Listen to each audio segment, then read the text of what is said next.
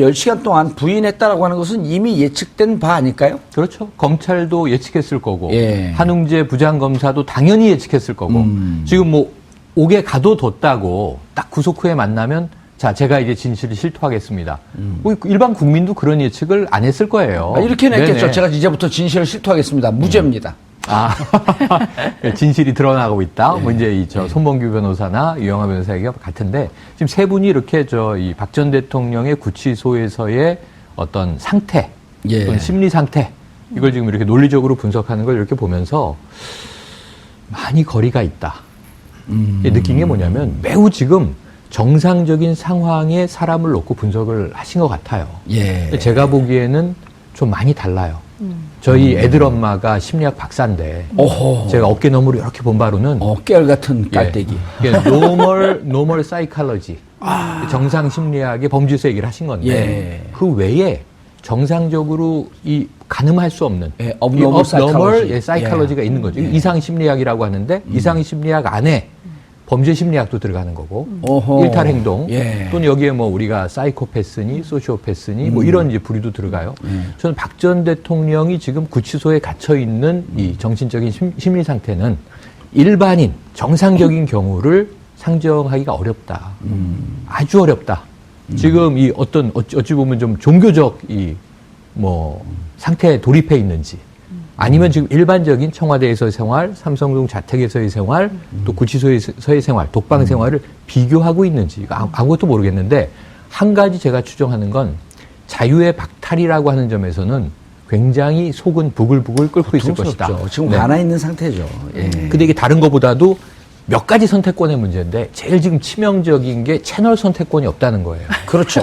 네, 가보셨으니까 이게 그 보라미 TV 법무부 교정당국에서 원 채널이잖아요. 예. 그리고 아침에 틀어주기 시작해서 밤에 끝나면 소등하고 자야 돼요. 예. 그러니까 뭐 하루 심야까지 종일 틀어주지 않습니다. 하루 종일 틀어주지 않죠. 예. 그리고 몇 주 오전에 지난 것. 2시간, 오후에 2시간, 그렇죠. 저녁에 서너 시간. 그렇죠. 이건 저밖에 모릅니다. 저녁에 뉴스만 예. 저녁에 생방송으로. 뉴스도 제한적으로. 6시 뉴스는 네. 12시 낮 뉴스를 편집해서 난 뉴스를 편집해서. 그대로 생방 안 나옵니다. 그렇죠. 절대 모든 건 생방은 없어요. 그건 굉장히 화가 날 드라마는 일이죠. 나옵니까? 드라마 나옵니다.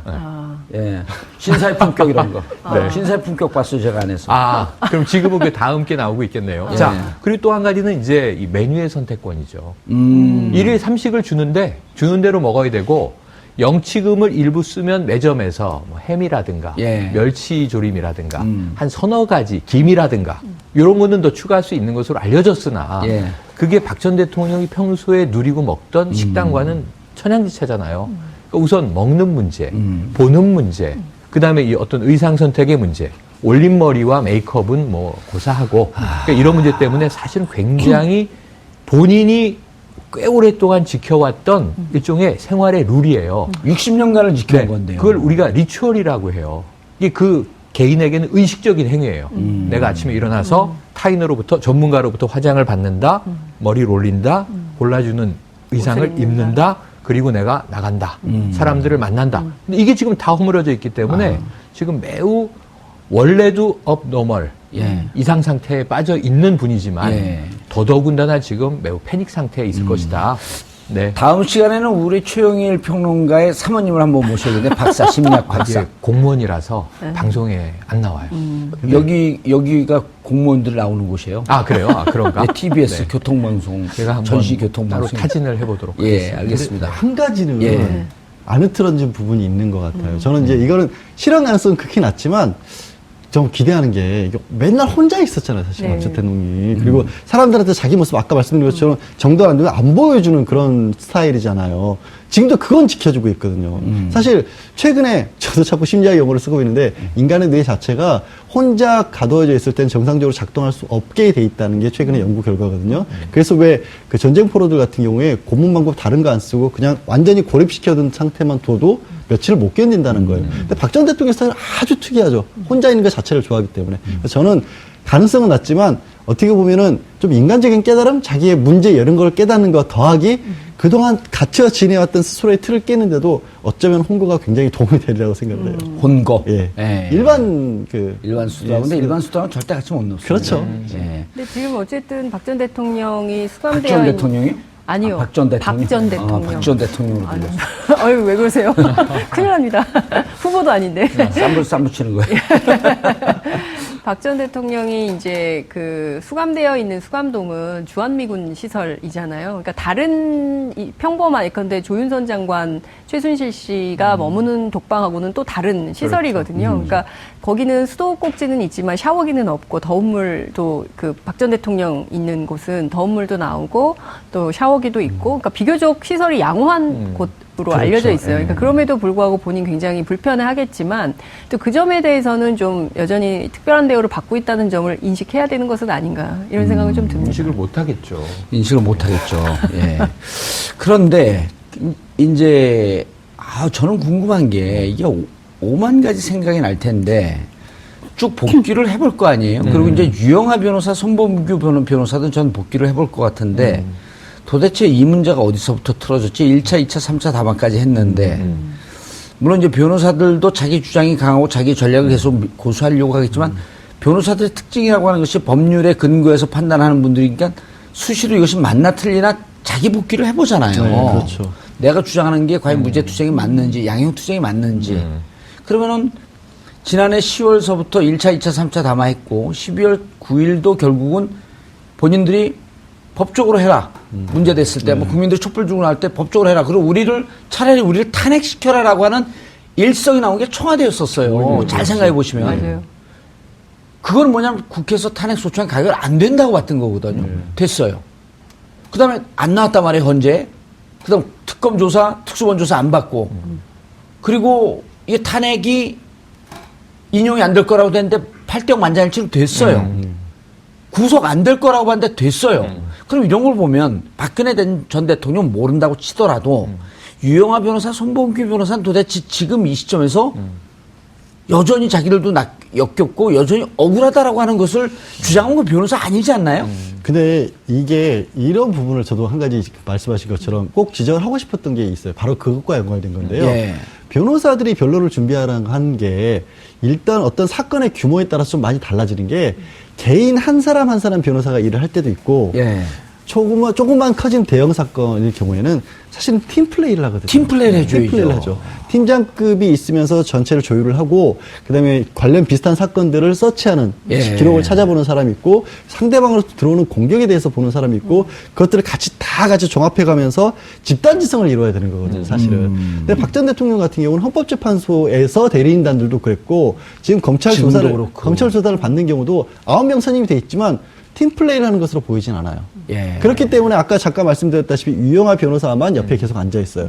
그러니까 다른 얘기를 들을 틈이 없고 그러니까. 이게 유영하 변호사도 어쩌면 본인이 잘못했다는 생각 자체를 못하고 있을 수도 있어요. 그렇기 때문에 이걸 고수라는 거예요, 이 전략을. 그래서 아까 꼼꼼하게 지금 약간 뭐 처음에 한 300분 정도를 조사를 하고 210분가량 저녁 식사 시간은 사실은 저녁 시간은 거의 기록을 다시 읽어보는데 박 전 대통령이 썼는데 모순이 되는 게 뭐냐면 일괄적으로 다 부인했는데 뭐하러 그걸 꼼꼼히 읽어볼까요? 어떤 내용이냐면 내가 한 얘기가 충실하게 기록이 돼 있고 이거가 그대로만 제대로 전달이 되면 법원의 판사라든가 이런 사람들은 납득할 거라고 스스로 생각하고 있을 가능성이 있어요. 내 얘기가 다 제대로만 들어가면 아직도 그런 생각을 할 수가 그럼 있어요. 지금까지는 내 얘기가 진위가 제대로 전달이 안 됐다라고 생각할 가능성이 높고 아직도. 그리고 유영하 변호사는 그렇게 생각하는 대통령의 법리 변론이 아니라 심기 변론만 하고 있다. 그러니까 그 두 사람의 코드라고 해야 될까 이렇게 딱 맞아 떨어지니까 곁에 있을 수가 있는 게 억지로 맞춘 게 아니라 예. 그럴 수 있다는 거고 그래서 왜 기억하시겠지만 영장실질심사하기 전에 검찰 수사 받을 때 새벽 낮 시간 받고 기록 검토 들어갔을 때 변호사를 통해서 문자 보냈잖아요. 검찰을 통해서 진실이 밝혀지고 있다. 네. 충분히 얘기를 했다. 경위를 표한다. 그게 그냥 한 얘기가 아니라 본인으로서는 할 얘기를 다 했기 때문에 이제는 나는 이제 억울함에서 벗어날 수 있다. 억울하다고 생각하니까 똑같은 일이 또 반복되고 있는 것 같아요. 지금 아직까지는. 앞부분은 정상적으로 분석을 해서 틀리셨고 오늘 계속 심리적으로 뒷부분은 맞긴 맞으시는데 예. 이게 지금 한 4, 5일 전 버전이에요. 지금 한번 생각을 해보세요. 어제 한훈재 검사 점잖게 얘기하면서 바로 디스하시는 네네. 그러니까 뭐죠? 어제 한웅재 검사가 들어갔어요. 예. 한웅재 검사를 두 번째 보는 겁니다. 처음엔 검찰청사 10층에서 만났어요. 예. 11시간 조사를 받았는데 8시간은 한웅재 검사하고 질의응답을 한 거죠. 그렇죠. 그때 3분의 2를 같이 보냈죠. 네, 그때 박 전 대통령이 매우 적극적으로 얘기를 했다고 전해졌어요. 그래서 원래 이현석 검사가 뒤에 이제 뇌물죄 등등 이제 대기하고 있어서 반반 시간을 나눴는데 한웅재 검사랑 너무 이야기가 치열해지다 보니까 3시간만 하고 끝났어요. 그때 이게 이제 언론에 나온 게 네. 박근혜 대통령이 너무 말씀을 많이 하셔서 네. 깜짝 놀랐다. 예. 그런데 이 한웅재 이 부장검사는 우리가 다 알다시피 초기에 증거는 차고도 넘친다. 이렇게 말했던 인물이에요. 그거는 최순실 씨와 박근혜 씨 공범 관계에 대해서 네네. 증거가 차고도 네. 넘친다라고 하는 것을 네. 법정에서 얘기했던 그래서 분이죠. 그러면 박 전 대통령이 왜 이렇게 처음 본 부장검사 앞에서 억울함을 토로하려고 하는 마음, 심경이었겠지만, 자, 내가 이제 열심히 얘기하면 이 검사는 내 말을 믿을 거야. 그럼 이름 바로 잡히겠지. 해서 열심히 얘기를 했겠지만, 예. 문제는 뭐냐면은 이 한웅재 부장검사가 알려진 말은 온화한 성격이다. 예. 그러니까 분위기가 젠틀하단 말이에요. 박 전 대통령이 뭔가 이야기하고 싶은 리액션을 해줬을 거라고 봐요. 윽박지르거나 예의에 어긋나지 않고 말씀하시죠. 아, 네, 잘 듣고 있습니다. 욱박지른 검사는 그 미스터 우밖에 없어요. 누구 요즘 아마 욱박지른 검사가 그러면은 없어요. 또 이제 인권 얘기가 나오겠죠. 예. 그런데 어쨌든 그 조서를 또 7시간 깨알같이 받지 않습니까? 밤새서 예. 그 동틀 무렵 출근 시간에 나왔잖아요. 그러면서 그 밤에 손범규 변호사가 전한 얘기가 검찰과 검찰 가족에게 경의를 표한다. 그러니까 박 전 대통령 만족한 거예요. 그날의 조사에. 예. 그런데 자기를 구속시켰잖아요. 그럼 한웅재 부장검사는 구속된 박 전 대통령이 두 번째 만날 때는 믿을 놈이 아니구나 이렇게 되는 거예요. 내 말을 다 들어주고 정정하 그대로 씨, 받아줬고 내가 조서까지 다 검토해서 했는데 최영일 평론가님, 네. 우리 그 제 방으로 또 나가야 되니까 다시 믿을 분이 아니었구나. 믿을 인물이 아닌 거예요. 네. 그렇게 생각을 한 시킨다고 거예요. 네, 그래서 이 두 번째 만났을 때 경계를 할 거예요. 뭐지? 그렇게까지 내 얘기를 잘 들어주고 내가 있는 얘기 없는 얘기를 다 쏟아냈는데 예. 조서를 다 같이 검토해서 내가 또 문제가 있는 거 다 고쳤는데 예. 그런데 나를 구속시킨 그 부장검사야? 근데 여기 이제는 나를 옥에 가두고 나를 또 조사하겠다고 출장을 왔어? 그럼 두 번째 분위기는 좀 싸했을 거예요. 첫 번째랑 완전히 이제 이 비포 애프터가 달라요. 근데 전혀 정보 없이 얘기하는데 그럴싸해요. 네. 그런데다가 예. 자, 두 번째의 문제가 또 하나 있습니다. 아까 열심히 분석한 거를 또 잊고 계시는데 민낯 내린머리로 만났단 말이에요. 멘탈 붕괴죠. 이 상황에서는. 그래서 저는 이제 결론을 좀 가시죠. 좀 길어졌어. 그러네요.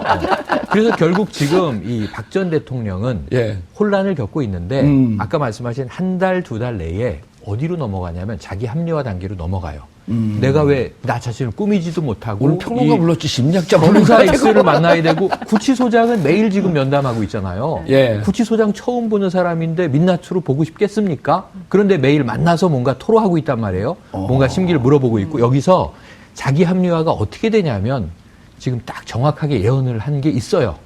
헌재에서 대리인단이 자 예수다, 소크라테스다, 오호. 잔다르크다, 이분은 순교자다. 그럼 자기가 지금 겪고 있는 고통은 나는 무고하고 죄가 없는데 사회적으로 나에게 고통을 가하고 있어. 십자가에 난 달려 있어. 그럼 난 누구지? 그럼 나는 세인트가 돼야 되는 거죠. 자기 합리화는 그 단계로 넘어갈 거로 봐요, 저는. 예. 이 업노멀 사이칼러지의 측면에서. 그래서 지금 법적인 대응은 별로 의미가 없다. 박 전 대통령의 이 심리 상태에서는. 유영하 변호사는 아까 말씀하신 심기 관리가 맞고요. 서양희 변호사 못 믿을 사람. 아직은. 예. 한 3개월은 이 상태로 더 가야 돼요. 3개월 상태로 좀 가겠다. 별 새로운 이 전환이 없을 것으로.